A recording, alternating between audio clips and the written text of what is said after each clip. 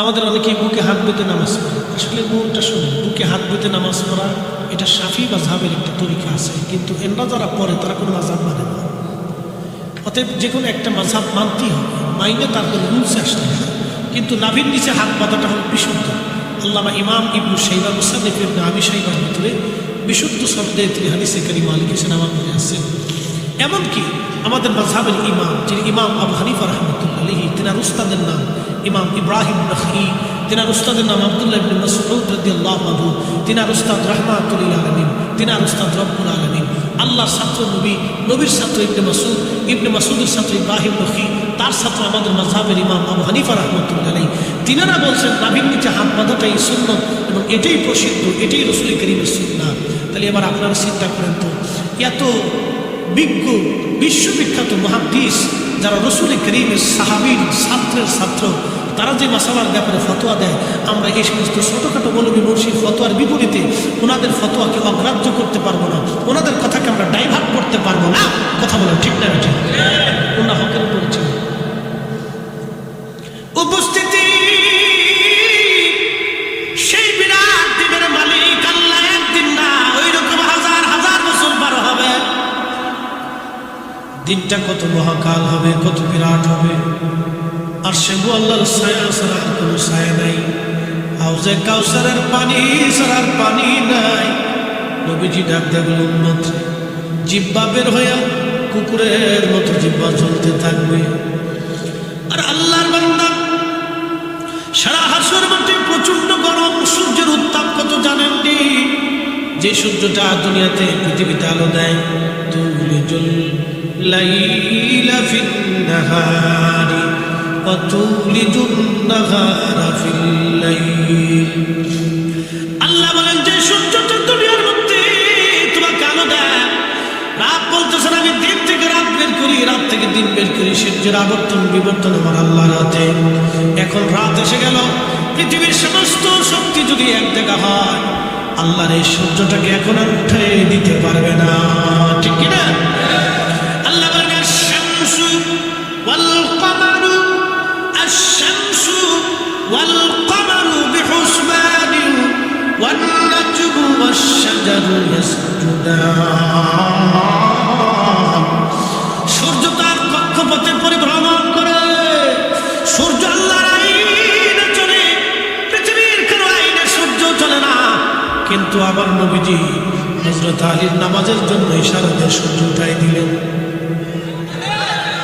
বুঝতে হলো কেন? চাঁদ আল্লাহর আইনে চলে। চাঁদ কার আইনে চলে? আল্লাহর আইনে চলে। আশ-শামসু ওয়াল কমার, চাঁদ আল্লাহর আইনে চলে, কিন্তু আমার নবীজি চাঁদকে দ্বিখণ্ডিত করলেন আঙ্গুলের ইশারা। আসতে হলো কেন? জোরে বলেন। আরে ওই আঙ্গুলের পাওয়ার কত, যে আঙ্গুলের ইশারায় চাঁদ দ্বিখণ্ডিত হয়। শুধু দ্বিখণ্ডিত হয় নাই, সেদিন চাঁদ দুই পাহাড়ের মাঝখানে, পাহাড়ের দুই পাশে যাইয়া চাঁদ থরথর থরথর করে কাঁপতেছিল। মনে হচ্ছিল চাঁদ এখনই ভেঙে চুরে পড়ে যাবে। তিনি আমাদের নবী, আমরা তার উম্মত, কিন্তু মসজিদে জুতে চুরি করি। বিরাট চরিত্র,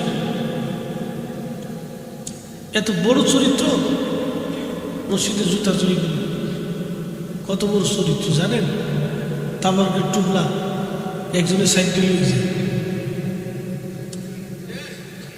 মসজিদে ইফতার হয় না, দেখবেন একজন রোজা না রেখে ইফতারি করে গেছে, খালি ইফতারির কাছে বুঝা আমি বিরাট বড় রোজা রাখছি, কিন্তু বাংলা মুসলমানের মুসলমান শয়তানে হাসে, বাপরে বাপ কত সিটের। আমি জীবনে সিটাকে চিনতে পারি, ওরা এর সাথে বেশি করে নিয়েছে। শয়তানে আমরা ডোড়া, এর ভিতরে গেলে কোন বিপদে আমি বলে যাই ঠিক নেই। কথা সত্য, শোনেন আপনারা, এত বড় দামি নবীর চাঁদ পর্যন্ত তার হুকুমে থরথর থরথর করে কেঁপেছে। একসাথে নিয়ে আল্লাহু আকবার। ও বনের যত পশু ভক্তি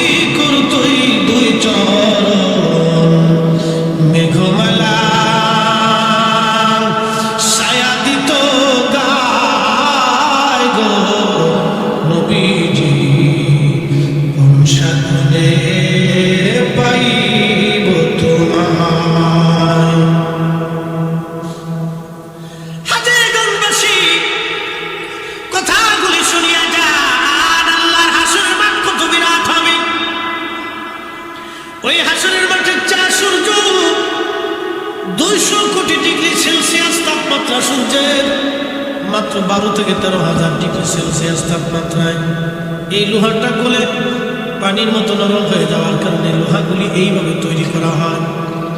এই যে দেখছেন এটার বডি তৈরি করা হয়েছিল নরম পানির মতো হয়ে গিয়েছিল। পানির মতো হয়ে যাওয়া আগুনের তাপে সূর্য 200 কোটি ডিগ্রি সেলসিয়াস হাজার হাজার কোটি বছর পর্যন্ত সূর্যটাকে আল্লাহ জ্বালায় রাখছেন শুধুই মানব জাতিকে আলো দেওয়ার জন্য, পৃথিবীবাসীকে আলো দেওয়ার জন্য। এই সূর্য কোটি কোটি বছর ধরে আল্লাহ তাসবিহ করে, আল্লাহ জিকির করে। সূর্যের উত্তাপ যখন বেড়ে যায় আল্লাহর ফেরেশতারা বরফগুলি নিক্ষেপ করে করে সূর্যটাকে আল্লাহ পাক গরম থেকে ঠান্ডা বানায়। এই সূর্যের ভিতরে কোনো জীব জানোয়ার জীব বস্তু কিচ্ছু নাই, শুধু আগুন আর আগুন আর আগুনের খেলা। প্রত্যেক ঘন্টায় 1 লক্ষ কিলোমিটার বেগে আগুনের ঝড় বইতে থাকে সূর্যের মধ্যে। ওই ঝড় যদি একবার পৃথিবীর দিকে ধেয়ে আসে আল্লাহ, পৃথিবী পুরে সারকার হয়ে যাবে, পৃথিবী একবারে নিঃশ্বাস হয়ে যাবে, সমুদ্রগুলি শুকিয়ে যাবে, কিছুই পৃথিবীতে থাকবে না। আল্লাহু আকবার। ওই সূর্যটা হাসরের মাঠে আরো 70 গুণ বেশি পাওয়ার নিয়ে আলো জ্বালাইতে থাকবে। ওই আলোতে মানুষ পুরে বিস্ময় হবে না। শরীরের ভিতর থেকে ঘাম নির্যাস বের হয়ে, পশু পাখি থেকে শুরু করে সব ঘাম বের হয়ে কারো থুতনি পর্যন্ত, কারো বুক পর্যন্ত, কারো নাভি পর্যন্ত ডুবে যাবে। তৃষ্ণায় জিহ্বা বের হয়ে কুকুরের জিহ্বার মতো ঝুলতে থাকবে। আর হাউজে কাউসারের মালিক থাকবে আমার নবী। আহা, আল্লাহ পাক বলছেন ইন্না আ'তাইনাকাল কাউসার ফাশাল্লি। আল্লাহর আইন অনুযায়ী আপনি আমার ফয়সালা করে দেন, বিচারক আর বোঝার বাকি নাই। ডাক দিয়ে বললেন এই পরিবার ফয়সালা আমি কালকে করব, কিন্তু শর্ত যিনি নগর প্রধান তিনি আসবেন, যিনি পুলিশ প্রধান তিনি আসবেন, যিনি খাদ্য অধিদপ্তরের প্রধান তিনি আসবেন, এবং ধনী ধনী ব্যক্তিরাও আসবে। সকালবেলা ফয়সালা করবে। মনে রেখেন জেলার কিন্তু ডিসি সাহেব প্রধান না, জেলার কিন্তু এসপি সাহেব প্রধান না, জেলার প্রধান হচ্ছে জজ। জেলার ভিতরে সবচেয়ে বড় পাওয়ারফুল ব্যক্তি হল জজ। মনে রেখেন এই নীতিটা বাংলাদেশের রুলস। বাংলাদেশের সব অফিসারদের চাইতে বেশি পাওয়ারফুল সুপ্রিম কোর্টের যিনি প্রধান বিচারপতি, মারাত্মক পাওয়ারফুল। সারা পৃথিবীতে বিচারপতিদের পাওয়ার খুব শক্তিশালী। এবং আগে থেকেও ইসলামিক আইনে বিচারপতিরা ছিল সুপ্রিম পাওয়ার। বিচারপতিরা খলিফার বিরুদ্ধে রায় দিলেও তা মানতে বাধ্য ছিল। একসাথে বলবেন আল্লাহু আকবার। বিচারপতিদের পাওয়ার খুব মজবুত, খুব শক্ত পাওয়ার। তা মনোযোগ দিয়ে, তো ওই বিচারক উনি তো রায় দিয়েছেন কালকে সকলকে উপস্থিত থাকতে হবে, সবার সামনে ফয়সালা হবে। তো ডিসি আসছেন আমাদের নিয়ম অনুযায়ী, ধরেন নগর প্রধান আসছেন, পুলিশ প্রধান আসছেন, এরপরে আপনার এই খাদ্য অধিদপ্তরের যিনি দায়িত্ব আছেন, ত্রাণ বিষয়ক মন্ত্রণালয়ের যিনি আছেন তিনি আছেন, এরপরে শহরের ধনী ধনী ব্যক্তি যারা আসছেন সবাই আসছেন। বিচারক রায় দিচ্ছেন, শোনেন আল্লাহর ফয়সালা অনুযায়ী ছুরির বিধান ছিল বুড়ির হাত কেটে দেয়, কিন্তু তিনি বয়স্ক মানুষ, অকপটে স্বীকার করছে বিধায় আমি বিচারক হিসাবে আমার অধিকার হিসাবে আমি তার হাত কাটাটাকে মুখ করে দিলাম। কিন্তু এই বুড়ির জন্য 100টা বেত্রাঘাত নির্ধারিত করলাম, তাকে 100টা বেতের বাড়ি মারতে হবে এবং 100 রৌপ্য দিনার তার জরিমানা ধার্য করলাম। বিচারক আসন থেকে নেমে এবার বলতেছেন, তবে শুনুন এই বুড়ি ইচ্ছা করে চুরি করতে আসে নাই, ক্ষুধার দায়ে এতিম সন্তানদের নাতিদের জন্য তিনি চুরি করতে বাধ্য হয়েছেন, এই রাষ্ট্র তাকে চুরি করতে বাধ্য করেছে। খলিফার দায়িত্ব ছিল এই বৃদ্ধ লোকের ঘরে খাবার পৌঁছে দেওয়া, বয়স্ক ভাতা পৌঁছে, কিন্তু খলিফা এই বয়স্ক ভাতা দেয় নাই। এই জন্যে এই ব্যত্রাঘাতের প্রথম 20টা বাড়ি আমি খলিফার জন্য নিযুক্ত করলাম। আরো জোরে